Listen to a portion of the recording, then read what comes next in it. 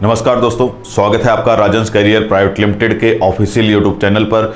मैं हूं शशिधर पांडे और आज हम यहां पर करने जा रहे हैं संविधान विषय के कुछ महत्वपूर्ण प्रश्नों को। तो आइए देखते हैं कौन कौन से महत्वपूर्ण प्रश्न हैं जो आज हम यहां पर संविधान के देखने जा रहे हैं। तो सबसे पहला प्रश्न है हमारे सामने कि भारतीय संविधान के किस अनुच्छेद में समान न्याय एवं निःशुल्क विधिक सहायता का प्रावधान है। तो बहुत ही महत्वपूर्ण प्रश्न है आपके लिए कि भारत का वो कौन सा संविधान का अनुच्छेद है जहां पर किस बात की व्यवस्था की गई है, समान न्याय एवं निःशुल्क विधिक सहायता की व्यवस्था की गई है।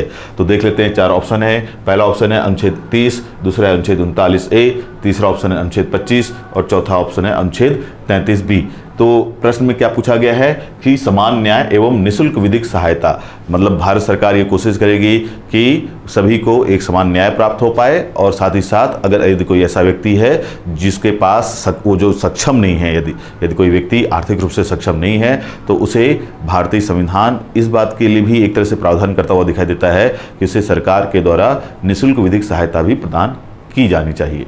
तो ये जो विचार है, ये विचार भारत के संविधान के किस अनुच्छेद में वर्णित है, वही उसी से जुड़ा हुआ ये प्रश्न है। तो इस प्रश्न का अगर सही जवाब देखा जाए तो वो है अनुच्छेद 39A। ध्यान रखेंगे कौन सा, अनुच्छेद 39A जो है वो इस बात की व्यवस्था करता है कि सरकार को ये कार्य करना चाहिए। यदि कोई व्यक्ति स्वयं के लिए विधिक सहायता प्राप्त करने में सक्षम नहीं है तो उसे सरकार की ओर से, देश के राज्य की ओर से क्या कराना चाहिए, निःशुल्क विधिक सहायता उपलब्ध कराई जानी चाहिए। है कहाँ पर ये अनुच्छेद, संविधान के भाग 4 में। तो आपको याद रखना होगा कि संविधान का जो भाग 4 है, जिसको आप लोग नीति निर्देशक तत्व कहते हैं, उसी के तहत ये शामिल है। क्या, अनुच्छेद 39A। बढ़ते अपने अगले प्रश्न की ओर। हमारा अगला प्रश्न है, निम्न में से कौन सा एक मौलिक अधिकार नहीं है। चार ऑप्शन देख लेते हैं क्या क्या है। पहला शोषण के विरुद्ध अधिकार, दूसरा है अवसर की समता का अधिकार, तीसरा है धर्म की स्वतंत्रता का अधिकार और चौथा ऑप्शन दिया है हड़ताल करने का अधिकार। तो अगर हम बात करें मौलिक अधिकारों की तो आप सभी को पता है कि हमारे संविधान में जो मौलिक अधिकार हैं वो कहाँ पर वर्णित हैं, तो भाग 3 में वर्णित है। कहाँ पर वर्णित है, कहाँ से कहाँ तक, किस अनुच्छेद से लेकर किस अनुच्छेद तक, तो इसके बारे में भी आपको जानकारी होनी चाहिए कि संविधान के अनुच्छेद 12 से लेकर के अनुच्छेद 35 तक का जो भाग है वो क्या कहलाता है, मौलिक अधिकार। तो संविधान का भाग 3 अनुच्छेद 12 से 35 क्या कहलाता है, ये मौलिक अधिकार या फंडामेंटल राइट्स कहलाता है ये वाला हिस्सा। अब यहाँ पर पूछा गया कि इन चारों ऑप्शन में से वो कौन सा ऑप्शन है जो मौलिक अधिकारों की श्रेणी में नहीं आता। तो पहला ऑप्शन है शोषण के विरुद्ध अधिकार, ये है, ये हिस्सा किसका हिस्सा है, मौलिक अधिकारों का हिस्सा है। दूसरा ऑप्शन दिया है अवसर की समानता, निश्चित तौर पर यह भी हमारे संविधान के मौलिक अधिकारों का हिस्सा है। तीसरा ऑप्शन दिया है धर्म की स्वतंत्रता का अधिकार, ये भी मौलिक अधिकारों के तहत आता है। तो बचता है ऑप्शन डी और वही यहाँ पर इसका आंसर होगा कि हड़ताल करने का जो अधिकार है वो हमारा फंडामेंटल राइट नहीं है। तो इस प्रश्न का सही जवाब है ऑप्शन डी। इसके बाद आते हैं अपने अगले प्रश्न पर। हमारा अगला प्रश्न है, चतुर्थ स्तंभ यानी कि फोर्थ स्टेट शीर्षक पद का प्रयोग निम्न में से किसे इंगित करने के लिए किया गया है। संसद को, न्यायपालिका को, कार्यपालिका को या प्रेस तथा समाचार पत्र को। तो आपको सभी को पता होना चाहिए कि चतुर्थ स्तंभ के बारे में इसमें जुड़ा हुआ प्रश्न आता है। तो भारतीय संविधान का जो चतुर्थ स्तंभ हमें दिखाई देता है या जिसे हम भारतीय संविधान का चतुर्थ स्तंभ कहते हैं वो है क्या, प्रेस तथा समाचार पत्र। कौन, तो भारत में जो प्रेस तथा समाचार पत्र हैं उन्हें संविधान के चतुर्थ स्तंभ की संज्ञा प्रदान की जाती है। तो ये आपको ध्यान में रखना होगा। बढ़ते हैं अपने अगले प्रश्न की ओर।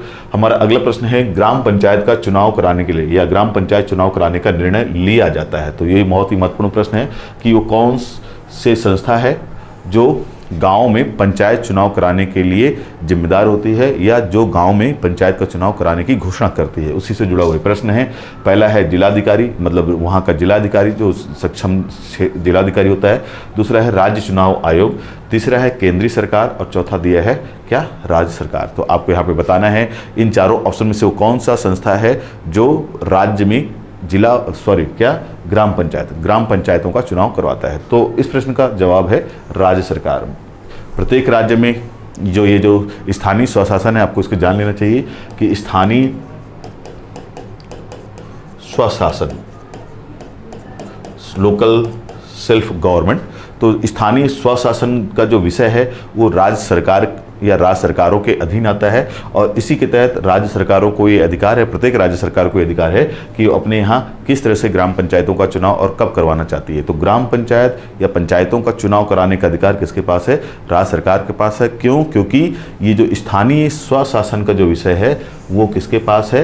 राज्य सरकार के पास है। तो ये आपको याद रखना होगा। बढ़ते हैं अपने अगले प्रश्न की ओर। हमारा अगला प्रश्न है, निजता का अधिकार भारत के संविधान के निम्नलिखित में से किस भाग का एक अभिन्न अंग है? कौन सा अधिकार? तो निजता का अधिकार। तो ऑप्शन देख लेते हैं। निजता यानी कि प्राइवेसी का अधिकार, तो ऑप्शन ए है मौलिक अधिकार, ऑप्शन बी है नीति निर्देशक सिद्धांत, ऑप्शन सी है नागरिकता, ऑप्शन डी है मौलिक कर्तव्य। तो याद रखेंगे, निजता का अधिकार पहले ये मौलिक अधिकारों के अंतर्गत नहीं आता था, वर्तमान में इसे मौलिक अधिकारों के अंदर शामिल कर लिया गया। तो ये आपसे प्रश्न में यही पूछा गया कि निजता का अधिकार भारत के संविधान के निम्नलिखित में से किस एक भाग का अभिन्न अंग है? तो जैसा कि मैंने बोला ही आपको कि ये मौलिक अधिकारों के अंतर्गत आता है, लेकिन प्रारंभ में शुरुआत से ही ये निजता का अधिकार जो है वो मौलिक अधिकारों के अंतर्गत नहीं आता था। ये वर्तमान में 2017 के बाद इसको मौलिक अधिकारों के अंतर्गत स्वीकार किया गया है। और किस अनुच्छेद के अंतर्गत स्वीकार किया गया, तो वो भी आपको ध्यान में रखना चाहिए, अनुच्छेद 21। तो अनुच्छेद 21 जो है भारतीय संविधान का, जिसमें आपको प्राण एवं दैहिक स्वतंत्रता का अधिकार मिलता है, उसी के तहत ये जो है निजता का अधिकार भी आपको अब एक मौलिक अधिकार के रूप में प्राप्त होगा। तो ये आपके लिए बहुत ही महत्वपूर्ण है। बढ़ते हैं हम अपने अगले प्रश्न की ओर। हमारा अगला प्रश्न है, भारत का राष्ट्रपति होता है क्या? राष्ट्र का मुखिया, सरकार का मुखिया, राष्ट्र एवं सरकार का मुखिया, उपयुक्त सभी। तो यहाँ पर बात किसकी की गई है? भारत के राष्ट्रपति के बारे में, प्रेसिडेंट ऑफ इंडिया के बारे में। और उसके बारे में पूछा गया कि वो इन चारों में से क्या है, उसकी स्थिति भारत में क्या है। तो इन चारों ऑप्शंस में से उसकी जो स्थिति भारत में है वो है वो जो भारत का राष्ट्रपति होता है वो भारत का क्या है? राष्ट्र का मुखिया। तो ये बहुत ही महत्वपूर्ण, ध्यान रखेंगे कि राष्ट्र का प्रमुख कौन है भारत का? तो भारत में राष्ट्र का प्रमुख कौन है? राष्ट्रपति, ना कि प्रधानमंत्री। कई लोगों को डाउट रहता है कि भारत में सरकार चलाने का मुख्य अधिकार जो है प्रधानमंत्री के हाथों में दिखाई देता है। तो कई बार कई लोगों को लगता है कि शायद प्रधानमंत्री ही हमारे राष्ट्र का प्रमुख होगा, लेकिन हमारे राष्ट्र का जो प्रमुख होता है या राष्ट्र का जो मुखिया होता है वो कौन होता है? राष्ट्रपति। तो ये आपको याद रखना होगा। बढ़ते हैं अपने अगले प्रश्न की ओर। हमारा अगला प्रश्न है, जब राष्ट्रपति को अपने पद से इस्तीफा देना होता है या इस्तीफा देना हो तो वह त्यागपत्र किसे संबोधित कर प्रेषित करेगा? तो यहाँ पर राष्ट्रपति के त्यागपत्र से जुड़ा हुआ प्रश्न है कि राष्ट्रपति निम्न में से किसको अपना त्यागपत्र या रेजिग्नेशन सौंपता है? तो ऑप्शन ए है प्रधानमंत्री को, ऑप्शन बी है भारत के प्रधान न्यायाधीश को, ऑप्शन सी है उपराष्ट्रपति को, और ऑप्शन डी है लोकसभा के स्पीकर को। तो हमको सभी को पता होना चाहिए कि भारत के राष्ट्रपति को जब भी अपना त्यागपत्र सौंपना होता है तो भारत का जो राष्ट्रपति होता है वह अपना त्यागपत्र भारत के उपराष्ट्रपति को सौंपता है। तो देखते हैं यहाँ पर ऑप्शन सी जो है वो इस प्रश्न का सही जवाब होगा कि जब भी भारत के राष्ट्रपति को अपना त्यागपत्र देना होगा तो वो अपना त्यागपत्र किसे सौंप के जाएगा? उपराष्ट्रपति को। बढ़ते हैं अपने अगले प्रश्न की ओर। हमारा अगला प्रश्न है, यदि राष्ट्रपति का पद खाली है तो उसे कितनी अवधि के अंदर भरना आवश्यक है? बहुत ही महत्वपूर्ण प्रश्न है।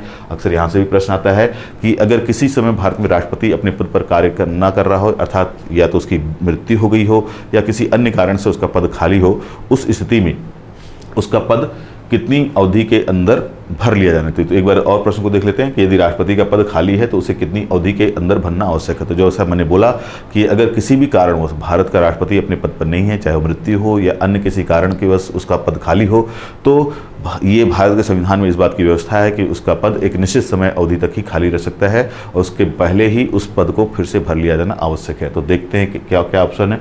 पहला ऑप्शन है 1 वर्ष, दूसरा ऑप्शन है 2 वर्ष, तीसरा ऑप्शन 3 वर्ष और चौथा ऑप्शन है 6 महीने। तो आप ध्यान रखेंगे इस प्रश्न का सही जवाब है 6 महीने। भारत के राष्ट्रपति का पद अधिक से अधिक 6 महीने तक खाली रह सकता है और इस बीच उसके इस पद पर भारत का उपराष्ट्रपति या भारत का जो मुख्य न्यायाधीश होगा वो कार्य करेगा। तो ये आपके बारे में, इस बात के बारे में आपकी जानकारी होनी चाहिए। तो अगर हम बात करें इस प्रश्न के हिसाब से तो इस प्रश्न का सही जवाब है ऑप्शन डी 6 महीने। अधिकतम 6 महीने तक ही पद उसका खाली रह सकता है।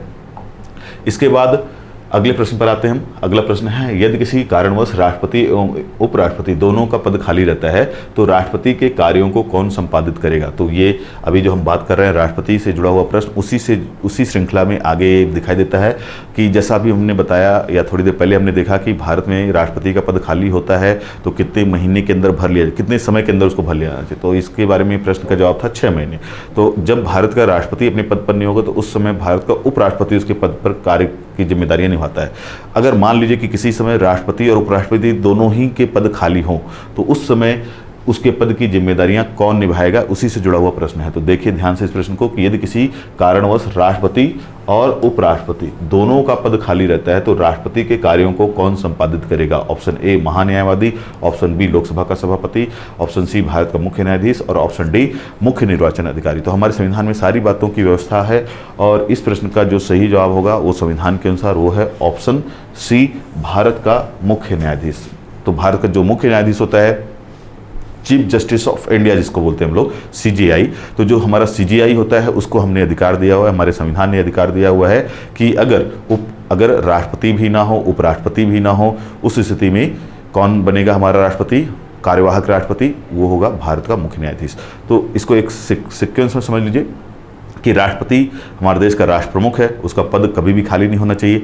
यदि किसी कारणवश उसका पद खाली रहता है तो उस स्थिति में उपराष्ट्रपति को ये जिम्मेदारी उठानी पड़ती है कि वो भारत का राष्ट्रपति बन जाए। लेकिन अगर मान लीजिए किसी समय उपराष्ट्रपति का पद भी ना हो, मतलब उस पद पर भी कोई व्यक्ति ना हो, यानी राष्ट्रपति के पद पर भी ना हो, उपराष्ट्रपति के पद पर भी कोई व्यक्ति ना हो, तो उस स्थिति में भारत का जो मुख्य न्यायाधीश होता है, सुप्रीम कोर्ट ऑफ इंडिया का जो मुख्य न्यायाधीश होता है, उसके पास अधिकार दिया गया है संविधान के तहत कि वो भारत का राष्ट्रपति निर्वाचित होगा या नियुक्त होगा, ध्यान रखेंगे। तो उसे क्या बनाया जाएगा, भारत का राष्ट्रपति नियुक्त किया जाएगा। और ये जो राष्ट्रपति बनेगा भारत का मुख्य न्यायाधीश, वो एक कार्यवाहक राष्ट्रपति होगा, उसकी नियुक्ति परमानेंट नहीं होगी, वो केवल उस समय अवधि तक रहेगा जब तक नए राष्ट्रपति का चुनाव न कर लिया जाए। तो ये आपको सारी बातें ध्यान में रखनी होगी। बढ़ते हैं अपने अगले प्रश्न की ओर। अगला प्रश्न है, राष्ट्रपति को पद की शपथ कौन दिलाता है। तो जब भी कोई व्यक्ति भारत का राष्ट्रपति बनता है उसे पद की शपथ, ओथ कौन दिलवाता है, उसी से जुड़ा हुआ प्रश्न है। ऑप्शन देख लेते हैं। पहला है लोकसभा अध्यक्ष, दूसरा है प्रधानमंत्री, तीसरा है उपराष्ट्रपति और चौथा ऑप्शन है भारत के मुख्य न्यायाधीश। तो भारत के राष्ट्रपति को जब भी कोई व्यक्ति नया राष्ट्रपति बनकर आता है उसे शपथ कौन दिलाता है, ध्यान रखेंगे, भारत का मुख्य न्यायाधीश। तो भारत में जो सुप्रीम कोर्ट का मुख्य न्यायाधीश होगा, चीफ जस्टिस ऑफ इंडिया जो होगा, उसी को ये अधिकार है कि वो किसी भी ऐसे व्यक्ति को जो राष्ट्रपति के पद की शपथ ले रहा हो, चाहे वो चुनाव जीत करके आ रहा हो, चाहे वो कार्यवाहक राष्ट्रपति की ही भूमिका क्यों न निभा रहा हो, उसको शपथ दिलाने का अधिकार उन्हीं को है। लेकिन मान लीजिए कि उस स्थिति में कि अगर कभी ऐसा भी हो जाए, ऐसे प्रश्न भी आते हैं कि अगर मुख्य न्यायाधीश नहीं है तो कौन शपथ दिलाएगा, तो सुप्रीम कोर्ट में जो दूसरे वरिष्ठ न्यायाधीश होंगे वो उनको शपथ दिलवाएंगे। और इसी के पहले जो हमने प्रश्न देखा था कि कौन राष्ट्रपति के रूप में कार्यवाहक राष्ट्रपति के रूप में कार्य करेगा, अभी जो हमने इसके पहले प्रश्न देखा था, वहां पर भी ध्यान रखिएगा कि अगर इन केस ऐसा भी हो जाए कि भारत में राष्ट्रपति भी ना हो, उपराष्ट्रपति भी ना हो और ऐसी स्थिति बन जाए कि मुख्य न्यायाधीश भी का पद भी रिक्त हो एक तरह से, तो उस समय सुप्रीम कोर्ट के जो अन्य सीनियर न्यायाधीश होंगे वो राष्ट्रपति के पद पर बैठेंगे। तो इस तरह के प्रश्न जो हैं राष्ट्रपति से जुड़े हुए आपको आते रहेंगे, आपको ध्यान में रखना होगा। तो यहाँ पर इस प्रश्न का सही जवाब क्या होगा, भारत का मुख्य न्यायाधीश जो होता है उसको ये अधिकार है कि वो क्या करवाए भारत के राष्ट्रपति को, जो भी व्यक्ति भारत के राष्ट्रपति के पद पर जा रहा है, किसी भी रूप में बैठ रहा है, चाहे वो कार्यवाहक रूप में बैठने जा रहा हो, चाहे वो चुनाव जीत करके आया हो, उसको शपथ दिलवाने का कार्य यही करते हैं। अगर ये पद खाली है तो फिर इनके बाद जो सुप्रीम कोर्ट के अन्य कोई वरिष्ठ न्यायाधीश होंगे उनको ये अधिकार है कि वो ये काम करें, क्या काम, शपथ दिलाने का कार्य करें। तो ये आपके लिए बहुत ही महत्वपूर्ण प्रश्न साबित हो सकता है आगामी परीक्षा के लिए। बढ़ते हैं अपने अगले प्रश्न की ओर। हमारा अगला प्रश्न है, राष्ट्रपति का अभिभाषण तैयार किया जाता है। पहला ऑप्शन है राष्ट्रपति के विशेष सचिव द्वारा, दूसरा ऑप्शन है संसदीय मामलों के मंत्री द्वारा, ऑप्शन सी है लोकसभा के स्पीकर तथा राज्यसभा के सभापति द्वारा संयुक्त रूप से, और ऑप्शन डी है प्रधानमंत्री और उनके मंत्रिमंडल के द्वारा। तो सबसे पहले देख लेते हैं प्रश्न क्या कहता है कि राष्ट्रपति का अभिभाषण क्या होता है, पहले तो इसको जान लीजिएगा। राष्ट्रपति का अभिभाषण वह भाषण है जो राष्ट्रपति के द्वारा स्वयं नहीं लिखा जाता, न ही वो अपनी मर्जी से उन बातों को कहता है, बल्कि उसका वो जो भाषण होता है कोई और लिख करके देता है और उसे उनको पढ़ना पड़ता है। तो यही होता है राष्ट्रपति का अभिभाषण।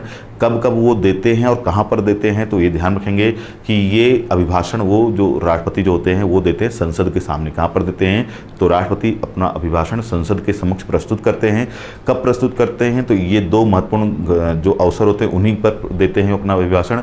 एक होता है प्रत्येक वर्ष का जो पहला सत्र होता है, जिसे आप बजट सत्र कहते हैं, तो प्रत्येक वर्ष का जो पहला सत्र जिसे हम बजट सत्र के नाम से जानते हैं, उस समय भी राष्ट्रपति के द्वारा अपना अभिभाषण प्रस्तुत किया जाता है। और इसके अलावा जब भी कोई नई लोकसभा चुन करके आती है, तो प्रत्येक नई लोकसभा के गठन के बाद जो उसकी पहली बैठक होती है उसके बाद भी या उस दौरान भी जो है राष्ट्रपति के द्वारा अभिभाषण प्रस्तुत किया जाता है। तो दो अवसरों पर राष्ट्रपति के द्वारा अपना अभिभाषण प्रस्तुत किया जाता है, ये आपको ध्यान रखना है। प्रश्न ये पूछा गया है कि ये जो राष्ट्रपति का अभिभाषण है, जिसके बारे में मैंने बताया कि वो स्वयं उसको नहीं लिखते बल्कि उसको कोई और उनको लिख कर देता है और उसे वो पढ़ते हैं। तो इस प्रश्न का जवाब होगा, मतलब प्रश्न में पूछा गया कि कौन वो लिख कर तैयार करता है, कौन उनको वो प्रस्तुत बना करके देता है। तो ऑप्शन देख लेते हैं क्या दिया है, राष्ट्रपति का विशेष सचिव, तो ये नहीं है ये इसका आंसर। ऑप्शन बी है संसदीय मामलों के मंत्री द्वारा, तो ये भी नहीं है इसका आंसर। ऑप्शन सी है लोकसभा के स्पीकर तथा राज्यसभा के सभापति द्वारा संयुक्त रूप से, तो ये भी इसका आंसर नहीं है। तो अगर बात करें कि तो क्या सही आंसर होगा, तो इस प्रश्न का जो सही आंसर होगा प्रधानमंत्री और उनका मंत्रिमंडल। तो जो प्रधानमंत्री और उनका मंत्रिमंडल होता है उन्हीं के द्वारा ये अभिभाषण तैयार किया जाता है और इसी अभिभाषण को राष्ट्रपति पढ़ते हैं। तो सरकार एक तरह से इसमें अपनी पूरी उपलब्धियों को बताती है और उन सारी उपलब्धियों को राष्ट्रपति के द्वारा संसद के सामने प्रस्तुत किया जाता है, पढ़ा जाता है। तो यही कहलाता है क्या, राष्ट्रपति का अभिभाषण। तो आप ध्यान में रखेंगे। बढ़ते अपने अगले प्रश्न की ओर। हमारा अगला प्रश्न है राष्ट्रपति के निर्वाचन से संबंधित विवाद किसे संदर्भित किया जाता है। तो प्रश्न का मतलब ये है कि अगर राष्ट्रपति के चुनाव से जुड़ा हुआ कोई विवाद पैदा हो जाए, यानी कि जब भी राष्ट्रपति का चुनाव हो और उससे कोई विवाद का जन्म हो जाए, तो उस विवाद का निर्णय कौन करेगा, उसी से जुड़ा हुआ ये प्रश्न है। पहला ऑप्शन है निर्वाचन आयोग, दूसरा ऑप्शन है संसद, तीसरा ऑप्शन है सर्वोच्च न्यायालय और चौथा ऑप्शन है उपराष्ट्रपति। तो ध्यान रखेंगे कि भारत में यदि राष्ट्रपति के चुनाव में किसी तरह का कोई विवाद उत्पन्न होता है तो उस विवाद पर निर्णय देने का अधिकार केवल और केवल सुप्रीम कोर्ट ऑफ इंडिया को है। तो किसे है, भारत के सर्वोच्च न्यायालय को ही ये अधिकार है कि वो राष्ट्रपति के चुनाव में किसी भी तरह के विवाद का निर्णय दे सके। आते हैं अपने अगले प्रश्न की ओर। हमारा अगला प्रश्न है भारत के राष्ट्रपति को पद से कौन हटा सकता है, लोकसभा, संसद, भारत का मुख्य न्यायाधीश और प्रधानमंत्री। तो साधारणतः आप ध्यान रखेंगे कि राष्ट्रपति का यदि कार्यकाल पूरा हो जाता है तो राष्ट्रपति स्वयं अपने पद से त्यागपत्र दे देते हैं, उपराष्ट्रपति को सौंप देते हैं। लेकिन अगर किसी स्थिति में ऐसी कोई स्थिति पैदा हो जाए कि राष्ट्रपति अपने पद से त्यागपत्र न दें और वो भारत के संविधान का उल्लंघन करें, तो एक और व्यवस्था है। एक तो सामान्य व्यवस्था है कि राष्ट्रपति का कार्यकाल पूरा हो गया और वो अपने कार्यकाल पूरा होने के बाद अपना त्यागपत्र उपराष्ट्रपति को सौंप देंगे। लेकिन यदि कोई ऐसी स्थिति आ जाए जिसमें भारत के राष्ट्रपति अपने जो पद हैं उस पद के जो अधिकार हैं उनका दुरुपयोग करें, मतलब संविधान का अतिक्रमण करे या अपनी संवैधानिक जिम्मेदारियों को निभाने में असफल रहे, उस स्थिति में भारतीय संविधान में ये व्यवस्था है कि भारत के राष्ट्रपति को उसके पद से जबरदस्ती उसकी मर्जी के बगैर भी हटाया जा सकता है। और इसके लिए एक प्रक्रिया का वर्णन है भारतीय संविधान में, और वो जो प्रक्रिया है उस प्रक्रिया को हम कहते हैं महाभियोग की प्रक्रिया, इम्पीचमेंट की प्रोसेस। और ये जो प्रक्रिया है वो वर्णित है भारतीय संविधान के अनुच्छेद 61 में। तो अनुच्छेद 61 आर्टिकल 61 जिसमें महाभियोग की प्रक्रिया का वर्णन है।